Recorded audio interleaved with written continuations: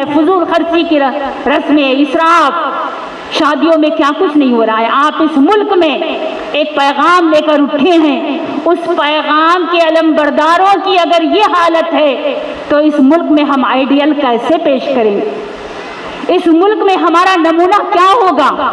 कौन हमको पहचानेगा कि ये वो कम्युनिटी है जिसके पास एक बहुत बड़ा अज़ीमुश्शान पैगाम?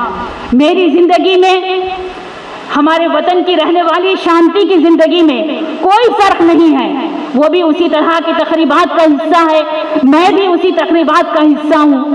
मेरी आमदनी का बड़ा जरिया कपड़ों और जेवरात में खर्च होता है, उसका भी वही काम है। मेरी जिंदगी में नाम और नमूद में गुजरती है, मेरे लिए भी बहुत माने रखती है। शादी की रसूमात उसके लिए भी वही रखती है। तो हम में और उसमें क्या फ़र्क रह गया? कल हम अल्लाह के सामने कोई जवाबदेही नहीं कर पाएंगे जब अल्लाह ताला इस हवाले से हमसे सवाल करेगा। मेरी बहनों, हमको, हमारे मुल्क में बड़े बड़े मसाइल हैं इस वक्त। मुल्क के मुसलमान खास तौर पर बहुत नाजुक सूरत हाल से गुजर रहे हैं। बार बार आपके पर्सनल लॉ पर हमले होते हैं, उसको चेंज करने की कोशिशें होती।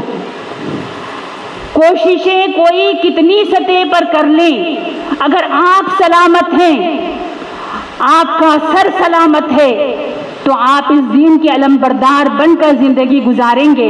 लेकिन आप कमजोर पड़ गए, आपने बर वक्त सही फैसला नहीं किया, आपने शरीयत की हिफाजत के लिए अपने घरों के दरवाजे नहीं खोले, आपने अपने दिलों के दरवाजे नहीं खोले, तो फिर इस मुल्क में आपका नामो निशान भी, बल्कि आपकी शरीयत को भी मिटाने की कोशिशें की जा रही। इस चैलेंज को फेस करने के लिए हमको अपने अंदर बहुत अज़्म मुसम्मम की ज़रूरत है। हमको ये कोशिश करने की ज़रूरत है कि हम मुकम्मल तरीके पर शरीयत की पर अमल आवरी करेंगे, किसी मामले में हम शरीयत की खिलाफ वर्जी नहीं करें। दूसरा मामला औक़ाफ़ के तहफ़्फ़ुज़ का मसला। यहाँ हमारी बहुत सारी ख़वातीन हैं, इन्होंने अभी पर्सनल लॉ की जो मुहिम चली औक़ाफ़ को बचाने के लिए, जिसमें अभी हमको जॉइंट पार्लियामेंट्री कमेटी के लिए मेल भेजना था, हमारी बहुत सारी ख़वातीन ने भेजा होगा। इसमें से औक़ाफ़ के तहफ़्फ़ुज़ का मसला एक बड़ा नाजुक मसला। हमको मुत्तहिदा कोशिशें जो पर्सनल लॉ बोर्ड की तरफ से हो रही हैं, कंधे से कंधा जोड़कर इत्तेहाद के साथ हमको उनके साथ खड़ा होना है। हमको कोशिश करनी है कि जो कोशिशें ये मुखालिफीन करेंगे, उन कोशिशों का तोड़ हमारे पास होना है। उसका एक ही जवाब है कि अज़्म, हौसला, इस्तिक़ामत, और हम मजबूती से डट जाएं तो इंशाअल्लाहुल अज़ीज़ मुल्क के इस माहौल में फिर मसाइल कोई माने नहीं रखेंगे। हमको इस बात की कोशिश करना है कि हम मुत्तहिदा तरीके पर हर मसले का गहराई और संजीदगी के साथ मुताला करें। जोश और जज्बात से फैसला करने के बजाय अपने कायदीन के मौक़िफ़ को जानने की कोशिश करें। बोर्ड तमाम तंजीमों का एक विफाकी ढांचा है। बोर्ड, मुस्लिम पर्सनल लॉ बोर्ड जो फैसला करेगा, उसके साथ आवाज़ में आवाज़ मिलाकर इस वक्त हमको मुल्क में उम्मत के जो मसाइल हैं, मदारिस का तहफ़्फ़ुज़ है, इस पर हमको तवज्जो देनी है। अल्लाह ताला से दुआ है कि परवरदिगार जो बातें कही गई हैं उस पर हम तमाम को संजीदगी के साथ गौर करने, अपनी ज़िंदगियों को तब्दील करने और इस मुल्क में रोशनी और अमन के पैगंबर बनने की हमें तौफीक अता फरमा। इस मुल्क में शिर्क व बुत परस्ती और तहज़ीबी जारहियत के इस तूफ़ान में हमको इस्तिक़ामत के साथ खड़े होने का हौसला अता फरमा। हमें वो अज़्म और हौसला अता फरमा कि हम उम्मत खैर उम्मत होने का हकीकी तौर पर उसकी जिम्मेदारी को अदा करने के काबिल हो सकें। व आखिर दावाना अल्हम्दुलिल्लाहि रब्बिल आलमीन। अस्सलामु अलैकुम वरहमतुल्लाहि वबरकातुहू। ప్రతినిధిగా ఒక మహిళగా నాకు చాలా సంతోషంగా ఉంది. మహిళలందరికీ నేను ఒకటే చెప్తాను, ఎంపవర్మెంట్ అంటాం కానీ ఎంపవర్మెంట్ అంటే ఆర్థికపరమైందే కాదు, ఆరోగ్యంగా కూడా మనం చూసుకోవాలి. आप लोग बहुत अच्छा गुड हेल्थ मेंटेन करना, क्योंकि अगर हम हेल्दी रहे तो हम कुछ कर सकते। अगर कुछ बीमार पड़े तो कुछ नहीं कर सकते, घर से बाहर भी नहीं आ सकते। हमारे मर्द लोग भी हमको कुछ देखने के लायक भी नहीं रहते, क्योंकि हर काम घर में औरत करती है। तो आप लोग, मैं एक डॉक्टर हूँ, तो इसलिए मेरा फर्स्ट प्रायोरिटी हेल्थ में रहती। तो आप फर्स्ट हेल्दी रहना और घर में सब लोगों का देखभाल करना, और अब तो एजुकेशन हमारा फर्स्ट प्रायोरिटी रहना, क्योंकि एजुकेशन से हम अपने फाइनेंशियल इंडिपेंडेंस देख सकते और हमारे घर वालों को भी देख सकते। बच्चे को ज़्यादा पढ़ने के लिए चांस दीजिए, तो सोसाइटी को भी चेंज कर सकते। जो भी इश्यूज है उनके सामने करने के लिए जो इंटेलिजेंस, नॉलेज और इन्फॉर्मेशन है वो सब तो पढ़ने में और ज़्यादा देर सोसाइटी को देखने से मिल जाता है। इसलिए आप लोग घर से बाहर आके सोसाइटी को देखिए, एजुकेशन में ध्यान रखिए, हेल्थ को देखिए। और आज का टॉपिक जो है मोरालिटी, मोरल वैल्यूज़। जब मैं स्कूल में थी तो हमको मोरल साइंसेस का क्लास रहती थी, तो उस समय हमको मोरल वैल्यूज़ के बारे में 1 घंटा क्लास रहता था। मगर अब जो भी स्कूल्स हैं उसमें तो ज़्यादा तक कंपटीशन के लिए सब सब्जेक्ट्स है, मगर मोरल साइंसेस का सब्जेक्ट नहीं है। इसलिए ज़्यादा बच्चे अब दूसरे गलती रास्ते में जा रहे, जैसे drugs, social media attractions, addictions और जो भी बुरा चीज़ है उनके वो साइड में जा रहे। इसलिए हम क्या करना, सोसाइटी में ये मोरल साइंसेस का और मोरल वैल्यूज़ का ज़्यादा के ज़्यादा नॉलेज, इन्फॉर्मेशन और लेसन्स हमारे बच्चों को पढ़ाना और వాళ్ళకి చెప్పాలి। మనము లైఫ్లో ఎంత హానెస్ట్గా ఉంటే అంత ప్రశాంతంగా ఉంటాం।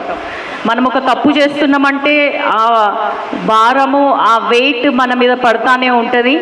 మానసికంగా ఎప్పుడు కూడా పీస్ఫుల్గా ఉండలేము, తప్పు చేస్తున్న భావనతో ఎక్కువ కాలం కూడా ఆరోగ్యంగా ఉండలేము। కాబట్టి చాలామంది మీరందరూ కూడా, నా తోటి సోదరి మనలందరూ కూడా ఆరోగ్యం పైన ఎంత దృష్టి పెడతారో మన పిల్లలకి మనము మన జీవన విధానం చూపించినట్లయితే వాళ్ళు కూడా మనల్ని చూసి నేర్చుకుంటారు। రానున్న సమాజం బాగుండాలి అంటే మన వచ్చే జనరేషన్ అంతా పిల్లలేదే, కాబట్టి వాళ్ళందరూ కూడా బాగుండాలంటే మనం ఇంటి నుంచే చేంజ్ అనేది తీసుకురావాలి।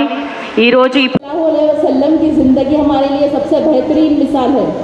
उन्होंने अपनी ज़िंदगी अखलाकी उसूलों पर अमल करते हुए मारे हुए जमात इस्लामी हिंद वुमेन्स विंग ने ये 1 महीने का कैंपेन चालू किया। चलाया जाता था जब दुनिया में बच्चियों को, बेटियों को पैदा होते ही मार दिया जाता था, और इस वक्त जब दुनिया में कोई नहीं चाहता था कि उनको एक बेटी पैदा हो, उस वक्त सरकार दो आलम हुजूर पाक सल्लल्लाहु अलैहि वसल्लम ने कहा था कि एक बेटी बाप के लिए जन्नत का दरवाजा खोल देती है। एक बीवी अपने शोहर का आधा दिन मुकम्मल कर देती है। जन्नत तो माँ के कदमों में है। उस घर में हुजूर सलाम जाता है जिस घर में बेटी पैदा होती है।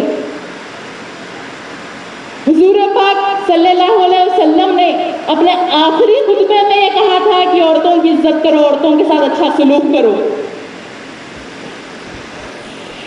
दुनिया में सबसे पहले मुसलमान होने वाले एक औरत थे। इस्लाम के सबसे बेहतरीन स्कॉलर एक औरत थे। इस्लाम के लिए सबसे पहले शहीद होने वाले एक औरत थे। इस्लाम के बेहतरीन मुजाहिदीन, बेहतरीन वॉरियर्स में से भी एक औरत थे। हुजूर की पहली अहलिया बीबी खदीजा एक बिजनेस वुमन थे।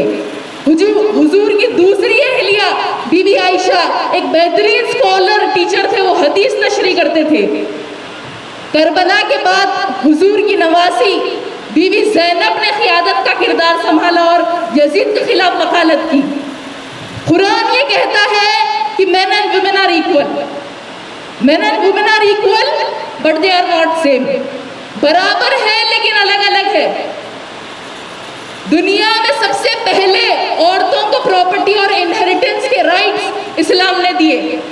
इस्लाम में औरत को ये हक दिया है कि वो अपनी, अगर वो चाहे तो पैसा कमा सकती है, लेकिन उसके लिए उसको कोई पूछ नहीं है, उन पे कोई जिम्मेदारी नहीं है। अनलाइक मेन, उनकी जिम्मेदारी है घर वालों पर खर्च करना, लेकिन एक औरत की जिम्मेदारी नहीं है कि वो अपना कमाया हुआ पैसा किसी पे खर्च करे।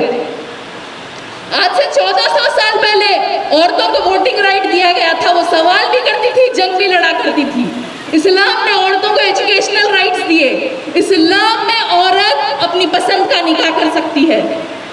इस्लाम में जहेज का कोई कॉन्सेप्ट नहीं है, महर का कॉन्सेप्ट है। निकाह के लिए जहेज वाजिब नहीं है, जहेज कंपलसरी नहीं है, लेकिन महर कंपलसरी है।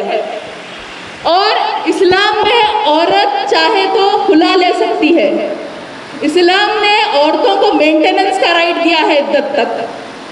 अगर औरत चाहे तो वो अपने निकाहनामा में ये लिखा सकती है कि उसका शौहर जब तक उसके निकाह में है वो दूसरी शादी नहीं कर सकता। तो एक औरत को जितनी आज़ादी चाहिए थी वो इस्लाम दे चुका है। अगर उससे ज़्यादा उसको कुछ चाहिए तो आज़ादी नहीं, बेहयाई है। इस बात पर गौर फरमाइए, क्योंकि ये जो हमारा आज का